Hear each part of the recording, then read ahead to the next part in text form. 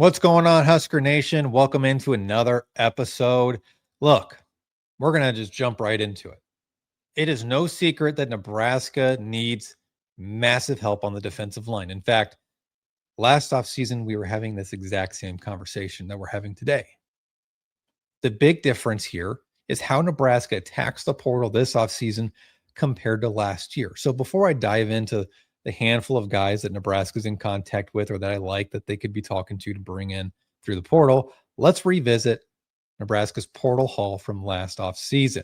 They brought in Jalen George, who played very sparingly throughout the duration of the season and has already entered the portal again and leaving Nebraska. Nebraska brought in Gabe Moore, who sat out last season at the previous season at Mississippi State, came to Nebraska, had an okay at best first year at Nebraska. Good size on Gabe Moore, 6'5", 6'6", 300 pounds, young player.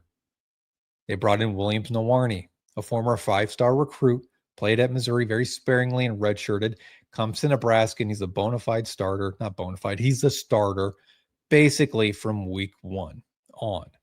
And he had an okay season for a redshirt freshman. And that's one thing we have to put into perspective. Redshirt freshman, very young. Gabe Moore, very young, very inexperienced. That's the difference of what Nebraska is going to do this year versus what they did last year. They're not going to go get guys that are redshirt freshmen that aren't proven on the defensive line. They have to go out and attack the portal with urgency, knowing you need proven guys on this defensive line, and you need interior defensive line help more than ever before. So let's dive in, take a look. Who are some of the guys Nebraska's targeted? Malcolm Alcorn Crowder from Kansas State, defensive tackle at 6'6", 305 pounds. This was a guy Nebraska was communicating through back channels prior to the portal opening today on January 2nd. Now the portal is open. They can contact him directly. Now, good size, pretty solid production. His first season at K-State was a JUCO. Prior to that, 6'6", 305 pounds is a big defensive tackle that can help anchor that defensive line, clog up the middle, stop the run, which Nebraska desperately needs help with. His one season at Kansas State, 17 tackles, 1.5 sacks. Now, some alarm bells might be going off. Well, that's just not a lot of production. Well, your defensive tackles don't normally have 40 tackles and 8 sacks in a season, especially in this day and age of college football. Like Ndamukong Suhs are very rare. So I don't look at someone with 17 tackles, 1.5 sacks, and then just be like, that tells the whole story. Like, you have to turn on the tape, you have to watch the film, and you'll see a guy that can certainly help Nebraska stop the run, clogging up the middle, eating up double teams. This is a prospect I really like Nebraska's chances with here. I'm not going to go ahead and say he's a lock for Nebraska. He hasn't set up an official visit with Nebraska as of this recording at 3 p.m. on January 2nd. Obviously, that news could break anytime between now, recording, and later this evening. But this is a player I really like that's on Nebraska's radar. Certainly someone to keep your eyes on. Our next prospect is going to be Ezra Christensen. This is another defensive tackle from New Mexico this time. No, so confirmed contact with Nebraska, is setting up an official visit with Nebraska. He's got 2 set up already. Nebraska's official visit is still to be determined, but I imagine we'll hear that news break probably right now during this recording or sometime by the end of this weekend, to be totally honest. This is something that Nebraska, again, has been working the back channels prior to the portal opening. A little undersized at 6'2", 280 pounds, but here's the one thing. You really like to see this production from at New Mexico this past season. 42 tackles, 11 TFLs to go along with 6 sacks and 10 QB hurries.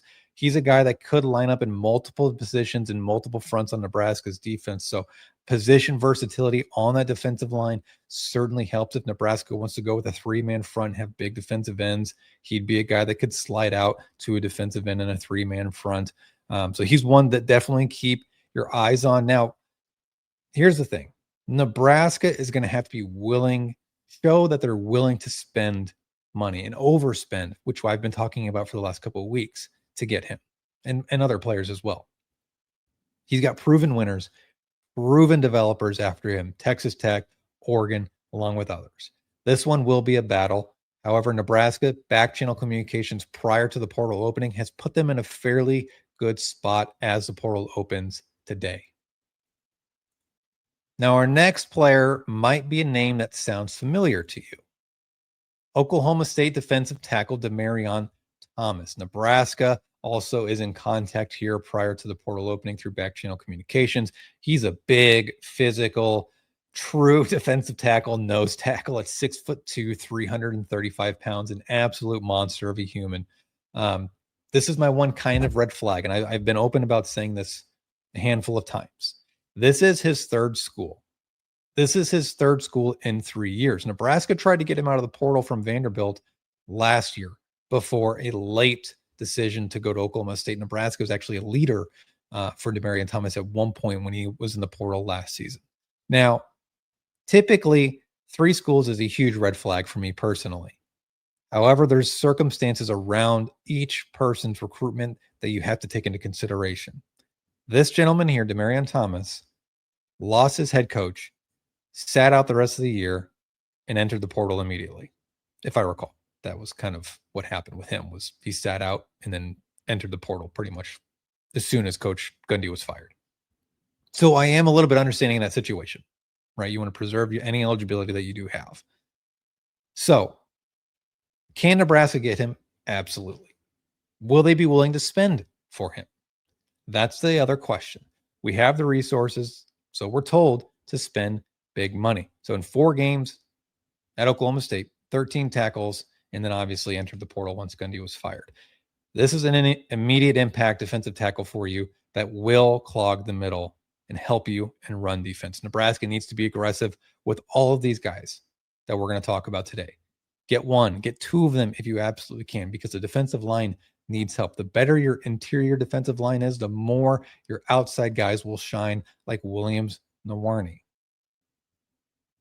Next on our list is Tulane defensive tackle Trayvon McAlpine. Again, third school in 3 years. Okay, he started at Texas Tech, played there for 3 years. In 2025, he played for Tulane, and now he's in the portal again, trying to get back up to the Power 4 level, which is definitely going to happen after his really solid season at Tulane. In fact, he had a pretty solid year at Texas Tech before entering the portal, and then ended up at Tulane and just improved on his development. And now he's going to be one of your top defensive tackles in the portal at 6'3", 305 pounds, another instant impact player at the defensive tackle position that Nebraska will try and get.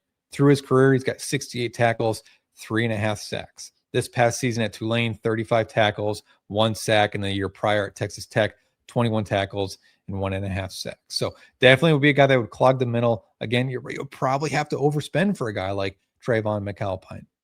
You're going to have some big time programs after him. Right now, Texas A&M and Auburn are already in the mix for him, and you know that those schools, especially Texas A&M, are going to drive the price up.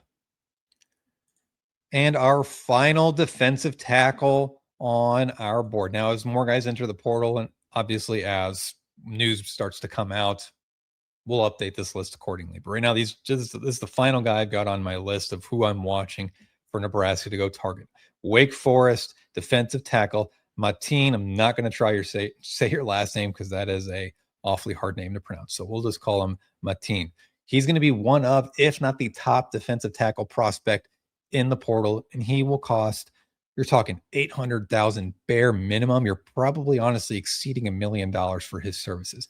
Big physical defensive tackle, 6'4", 300 pounds. He's on his third school. Again, this is where I'm like, there is an exception to the rule. He started at Georgetown, elevated his situation, went to Wake Forest, played in the ACC, elevated his game, and now he's on to the next level, which is going to be a top tier group of 4 school. He's elevating himself. He's not just bouncing from school to school for the sake of trying to earn money or playing time. He's been playing and he's been elevating his game, which in turn is elevating his stock. This is a guy I would love Nebraska to go after here. He started all 12 games at Wake Forest this past season, 21 tackles, 2 sacks. Again, big physical defensive tackle. Will Nebraska be willing to spend the money to get a guy like Matine? That's the question that we just don't know. Obviously, as the portal continues to, happen and players go in, players go out, and players commit elsewhere, we'll see where Nebraska falls in all of this conversation. But these are some guys I got my eyes on. I want to know who you have your eyes on down in the comments. So let me know. Till then, see you on the next one.